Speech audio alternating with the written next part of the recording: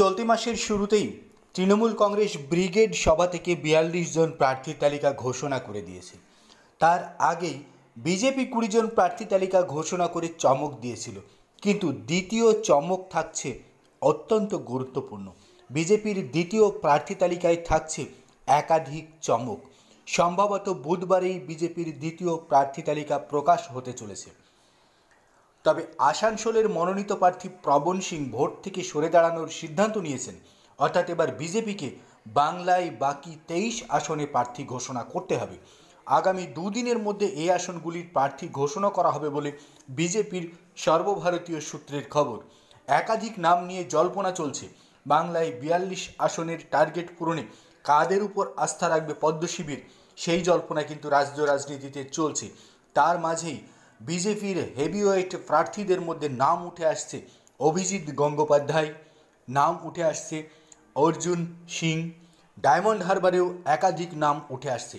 তার মধ্যে অভিজিৎ গঙ্গোপাধ্যায় ইতিমধ্যেই তমলুকে প্রচার কার্য শুরু করে দিয়েছেন। সেই তমলুক থেকেই অভিজিৎ গঙ্গোপাধ্যায়কে প্রার্থী করা হতে পারে।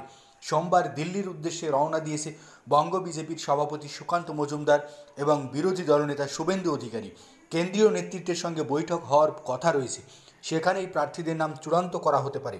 বিজেপির রাজ্য সভাপতি সুকান্ত মজুমদার জানিয়েছেন, আগামী দুদিন অর্থাৎ বুধবারের মধ্যেই প্রার্থী তালিকা ঘোষণা করা হবে। অর্জুন সিং তৃণমূল থেকে বিজেপিতে ফিরেছেন, মনে করা হচ্ছে তাকে ফের ব্যারাকপুর কেন্দ্রে টিকিট দিতে পারে বিজেপি।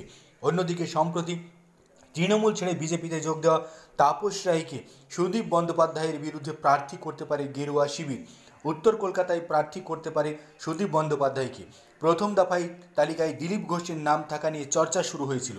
বিজেপির প্রাক্তন সভাপতি দিলীপ ঘোষ স্থান পেতে পারেন বিজেপির প্রার্থী তালিকায়।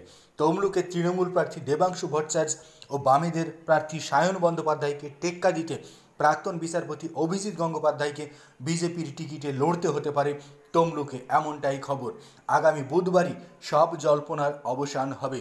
ডায়মন্ড হারবারের প্রার্থী নিয়েও বিজেপি ভাবনা চিন্তা করছে। এই মুহূর্তে বিজেপিকে ২৩টি আসনে প্রার্থী ঘোষণা করতে হবে। তবে দ্বিতীয় তালিকার প্রার্থীতে চমক থাকছে। মিঠুন চক্রবর্তীকেও প্রার্থী করা হতে পারে অত্যন্ত একটি গুরুত্বপূর্ণ কেন্দ্র থেকে, এমনটাও কিন্তু বিজেপি সূত্রে খবর পাওয়া যাচ্ছে।